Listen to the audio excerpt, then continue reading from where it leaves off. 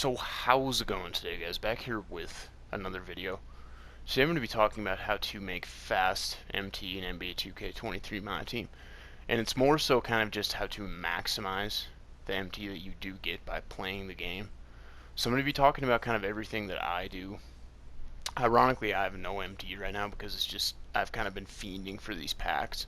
So I'd probably have over 100k right now. I did end up pulling a Kyrie, so that's kind of a dub. He's still sitting in my auctions. I got to keep him in my auctions because if I redeem him, then I'll be tempted to open packs, honestly, man. But yeah, let's just kind of get into this, man. If you are new to the channel, make sure to subscribe if you're new. We're on the road to 500 subscribers now. We'll do a giveaway then, and then also leave a like on the video. That's always much appreciated. But yeah, man. So we're gonna kind of start from the right and go to the left. That'll kind of make sense as we go. But starting off with consumables, man. So any shoe boosts that you get, specifically gold and diamond, like bronze and silver, definitely put them into the exchange for the diamond shoe boost. And then gold, make sure to check their value. Same with diamond, because some of them do have a little bit of value. If they're worth anything over like 950 MT, I would definitely just sell them because it's not worth putting them into the exchange. But if they're worth anything less than like 750 MT, I would say just throw them into the exchange, man, for the diamond shoe boost. For sure, it'll be worth it. If you pull a good diamond shoe boost, it's definitely worth it. Sometimes you're going to get unlucky and get like post control or something that is not going to have any value because no one wants it. But other than that, man, that's kind of what I recommend doing with shoe boost. Court floors, none of them are really worth anything anymore. I think they're just worth a quick sell at this point. Badges, you kind of just have to check with every badge because some badges do have value. Bronze, silver, and gold tier, all those tiers. Some random badges will have some value, so definitely make sure to check it out. If they're worth anything more than like 750 or even 750 on the dot, if you think you can get that, I would definitely sell them, of course, because then at that point just quick sell them, I would say. And you can hold on to them if you want. I'm not a person who likes to hold on to stuff just because I kind of get impatient. Excuse me, but it's probably the smartest thing to do with badges is to hold on to them if they don't have any value, because they could go up in value. But yeah, man, that's what I would recommend with those. Balls, there's really no balls that have any value, at least in kind of with these balls. We'll get into the prize balls here in a minute, but those I think are all just kind of worth a quick sell. Injury cards, definitely a quick sell. All these logos, occasionally there will be some of these silver logos that have a little bit of value. Of course, I've seen this Wizards one going for like $29.50 before, so definitely make sure to check. Of course, you know, those ones were just going for like $5.50, $7.50. If that's the case, I would say just quick sell it. And you can hold on to them if you want, but I would not. You know, that's just not what I would do. Playbooks are all just a quick sell for the most part. Court floors, or no, I think these are just arenas. Arenas, definitely check them, because sometimes they'll be worth like 1,500, 2,000. But if they're worth anything, you know, like 750 or less, definitely just quick sell. Coach cards, now, coaches are really rare in this game. None of the bronze, silver, or gold coaches are going to have any value, but emerald or above pretty much always do have value. So if you pull an emerald or above coach, definitely check the value. And yeah, man, I would definitely recommend selling them if that is the case. Uniforms, none of them really have any value anymore. I would say just quick sell. Shoes, of course, bronze, silver, gold, definitely just quick sell. But diamond shoes, there is sometimes some sneakily rare ones, so definitely keep an eye out for that. Like I've been able to get like $29.50, $39.50, you know, those kind of amounts for some diamond shoes. But a lot of them will just be a quick sell because there will be like 10 of them up for 500 MT. So that's kind of the deal with shoes. And then I would say probably the most important part of all for making MT is prize balls, man. You want to make sure that you're using a prize ball every single game that you play, bar none. So sapphire prize balls, I would say any price under, like well under 2,000 MT, which yeah, like this one 400, give me that right there, yes sir. But anything well under 2,000 MT, I would definitely say pick that up, because sometimes you will get trolled with tokens in them, but a lot of times it'll be anywhere from like 3,000 to 5,000 MT. And then all these prize balls, of course, takes anywhere from like 1 to like 6 games for them to open up. It's usually like 2 or 3 on average for me. But yeah, man. Sapphires, anything under 2,000, definitely pick them up. Amethyst prize balls, I would say anything, kind of the same thing. I mean, 2250, 2000 is not too bad for an amethyst prize ball.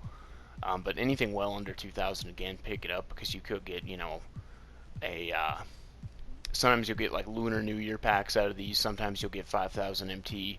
Again, sometimes there's always that risk of getting trolled with tokens. But yeah, man, I don't think there's any good snipes up for these right now. But yeah, anything well under 2000, and all these prize balls too. If you don't see any of them up for the values that I'm kind of stating right now, just kind of just kind of keep searching, I guess is what I mean to say, for like maybe 2 or 3 minutes, because someone will put one up for like 400 MT like we just saw. It always happens, so just kind of stay patient with that. And then diamond prize balls, I would say anything well under 5000 MT or well under 4000 MT, because usually these will give you old packs. So I think there's none really up for a good price right now. But anything, like I saw a couple for 29.50 last night, picked them up, got some old packs. So definitely, I would kind of avoid the pink diamond prize balls, because if you spend anything like any notable amount of MT on one of these and get tokens, I mean, it's just not even worth the risk at that point, because it's happened to me a lot. Like I've bought some for, you know, pretty good prices, like 11,000, that kind of thing. I think is a good price for them, but I would just avoid them because you do get trolled with tokens more often than not. And then any of these Lunar New Year prize balls, they still are in circulation a little bit, which is pretty surprising. But anything like 750 or under, which will definitely happen for these Lunar New Year prize balls, I would say is worth it. Now, if we look at these Lunar New Year prize balls, the Year of the Rat prize ball is always a badge pack. Year of the Ox is always a coach pack. Tiger, I believe, is a player pack. Rabbit, I think, is like a... Rabbit's something bad, I think, or else I'd probably remember it. Dragon's a player pack. Snake, I believe, is something that's worth it. I can't remember exactly what it is, but it's definitely worth it again for like that price. Anywhere like 750, 450, definitely pick it up. Horse prize ball, I believe, is like a player pack, coach pack, something like that, so worth it. Goat prize ball is a player pack. Monkey prize ball is, I want to say that the monkey prize ball is like shoe boost or something, which isn't, I guess, the best, but again, anything under 1000 MT for those, definitely pick it up. Year of the Rooster, I believe, is a badge pack. Year of the Pig, I think, is something bad, or else I would remember it. And then Year of the Dog, I believe, is a player pack as well, so just keep that in mind for those. And then I could be wrong on a couple of those, but I'm pretty sure that like 75% of what I stated that are in those prize balls is correct, because I've definitely opened up at least like 4 or 5 of each of them, and then for some of them I've opened up even more than that. So yeah, man, that's kind of what we got going. Any trophy case cards, like any random ones that you get, if you don't plan on locking in, which I wouldn't at this point, just quick sell them. They all go for 350 MT. You're going to get some naturally from playing the game, so yeah. And then any old cards, man. If you're a card collector, you know, I understand that people have fun with that, but if you're really trying to maximize your MT, sell any of your old cards that you're not using. All these ones that I have are all unauctionable, or else they'd be gone. So that's kind of what I would recommend there. And yeah, pretty much all players have a little bit of value, and then even if it's like a random emerald or a gold, you know, that's just going for quick sell value, just quick sell it, because why do you need it, you know, unless you are a collector level person, which I do understand that. So I think that's about it for the collection. But yeah, man, what did we have sell here? Oh, it was the Sapphire prize ball, that's right. Okay, man. So, and then the auction house, man. There is some pink diamond and galaxy opal snipe filters going around right now. Pink diamonds, if you get any for under 10,000, that is definitely a snipe. It's definitely worth it, because there's an auto buyer buying pink diamonds at 10,000 MT right now that I think sweeps at like every 15 minutes or so. So the pink diamond filter is pretty hot. The opal filter is pretty hot. So just keep that in mind. I don't really have patience for the auction house, if I'm being honest with you. I'd rather spend my time, you know, playing the game and cracking open prize balls. It's just kind of how I like to play the game. But if you are someone who does like snipe filters, who does like to kind of sit on the auction house, then definitely take advantage of those two things, man. And yeah, there's all kinds of stuff you can snipe. You can snipe shoe boost, you can snipe prize balls, which I do, and there's really no way to filter out. Like, I suppose I could buy like all the bad prize balls, like the bronze through gold. I could buy the emerald ruby, which are definitely not worth your time either, and then just have those and then filter out the cards that I own and then be able to snipe prize balls pretty well. But I just think, you know, a lot of times when you do what I did and kind of just go through the collection, you're able to snipe them anyway because no one's really sitting on filters for those. So yeah, all kinds of snipe possibilities. Badges you can snipe as well if that's really what you want to do with your time. But yeah, man, token market, there's really nothing going on to make any MT.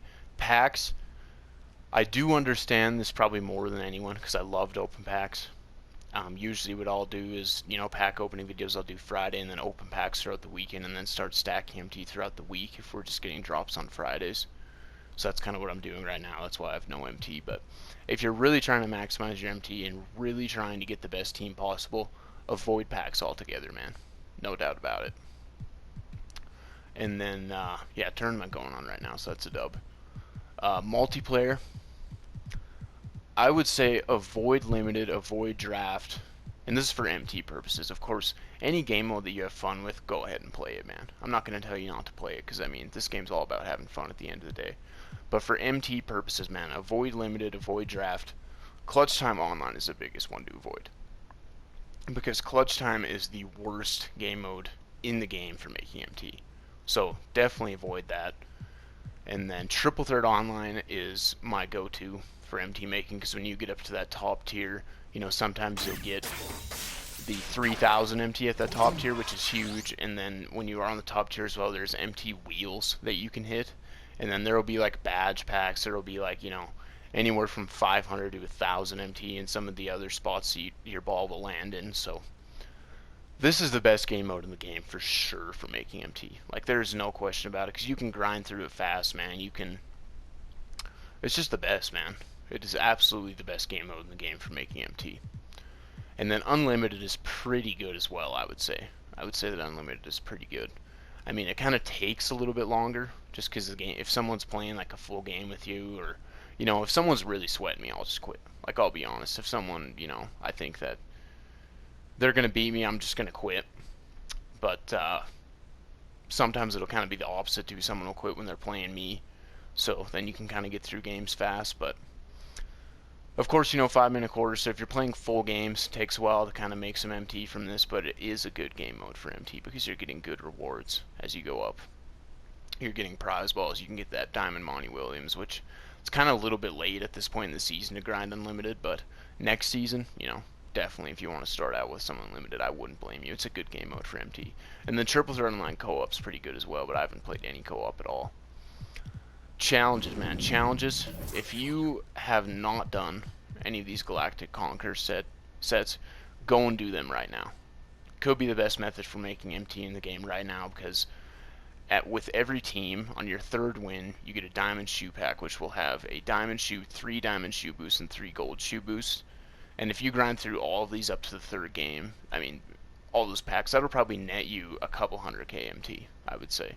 And then with every first win against these teams, you get a badge pack, which again, if you do all 30 of the teams for that, if you haven't already, man, that's going to net you a ton of MT. So go and do that if you haven't already, man. For sure. And then, let's see, pickup challenge I would avoid. I don't think it's worth it for the badge pack. And then skill challenges. This Kobe 81 point game, I think you get like a diamond shoe boost that's like acceleration or something, which has a little bit of value, but I don't believe anything else had any value. But it is on like semi-pro or something, so you can get that 81 points with Kobe pretty quick, and that'll get you a little bit of MT for sure. Moments of the week, like this Kyrie Irving one, I had the Opal Kyrie from Spotlight Challenges, so I only had to score 35 points, got 2,500 MT, got that done in well under 10 minutes. Maybe even under 5 minutes, honestly, man. Like, it's really fast if you have the good cards. So any of these that are 2,500 MT, just go and do them. I would say it's worth it. And then, yeah, this All-Star Takeover Challenge, you get 1250 MT, man, and it is on Pro. So you can get this done in, like, probably under 2 minutes, under 3 minutes maybe. So go and do that if you haven't. Let's see here. All of these pack challenges do them. They're all worth it for MT purposes, man. You could get a good pull. I actually did, believe it or not, pull my Opal Kyrie out of this challenge pack. So, definitely worth your time, man. If you pull anything good, I mean, you're going to be netting some good MT for sure. So, that's kind of all for challenges. Triple threat offline, I'm at the point, of course, where I'm well over 250 wins. I know a lot of people don't enjoy this game mode. I know it's not a well-liked game mode at all, but it is pretty good for making MT as well. If you really want to grind out prize balls as fast as possible, this is the best way to do it. Once you get over 250 wins, it goes back to rookie difficulty, or maybe it's semi-pro, I don't know, but either way, you can get games done in well under 2 minutes. Well, maybe well under 3 minutes, I guess I should say. But yeah, man, once you get onto that rookie difficulty after the 250 wins, I mean, you can just fly through games. It's the best game mode for grinding prize balls, and you will occasionally get a player pack or 1250 MT out of the vault as well, which are also good prizes. The shoe boost packs in Triple Threat Offline, though, are pretty bad. Like, you'll get a diamond shoe, but then the rest of the boost, like, I think you might usually get like 1 gold, and then none of the shoe boosts are diamonds. So the shoe packs in Triple Threat Offline kind of stink, but yeah, man, I think it's a great game mode for making MT. And it's a good game mode, too, if you want to kind of put your attention towards something else, such as NBA games or YouTube or whatever. It's a great game mode for that, because you don't really have to pay attention to get wins, so that's a huge one. Clutch Time Offline, definitely avoid. One of the worst game modes in the game for making MT.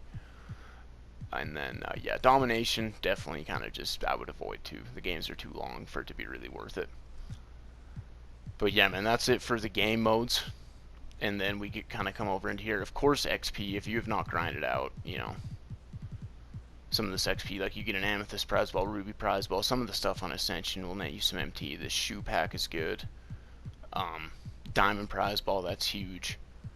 And then you do get 25,000 MT when you reach level 39 too, so that's also a good amount of MT for sure. So XP, you know, you can make some MT through XP for sure. Lifetime agendas, collector level, like I said, totally would avoid it. Definitely not worth it at all. And then this one a lot of people don't know about, but TTO ball drops. If you're someone like me that plays a lot of TTO, I'm kind of getting to that point where I'm getting close to this 35,000 MT, so that's huge. I know a lot of people probably haven't played that many games of TTO unless you're like an exclusive TTO player, which I kind of am. I mean, I usually split between Triple Threat Offline and Triple Threat Online, because I do think those are the best game modes to make MT, and they're the game modes that I have the funnest time with, so that's why I do that. But yeah, 35,000, that'll be huge once I can hit that mark. And then that cash ball for 2,000 wins, that's pretty sick. I'm hoping to get that sooner than later. And then this event, I mean, if you want to do it, yeah, Westbrook's going to be great. But like the 15 clutch time online wins and the 30 clutch time offline wins, like, yeah, you can get through them kind of fast, but you're not netting like any MT from that, man. Like, I know that once you get to 10 wins in clutch time offline, you get like 5,000 MT or something like that, which, alright, you know, that's just whatever, but yeah, I don't know. I would avoid these if you're trying to maximize MT, that's what I'm saying, but if you do want to go and get Westbrook, that's cool. He probably will be worth it at the end of the day. And then again, trophy case, any of these that you get, you're going to get a lot of them from just naturally playing the game. I would just quick sell them for 350. I mean, that really kind of does add up after time, I would say. So, yeah, man. I think that's going to about do it. Hopefully you guys get some use out of this, and it helps you out with obtaining MT in this game, man. But, yeah, really appreciate you guys tuning in, as always. Make sure to subscribe to the channel if you are new. We are on the road to 500 subscribers now. And make sure to leave a like on the video before you take off the man. That would be much appreciated. And I will see you guys in the next video.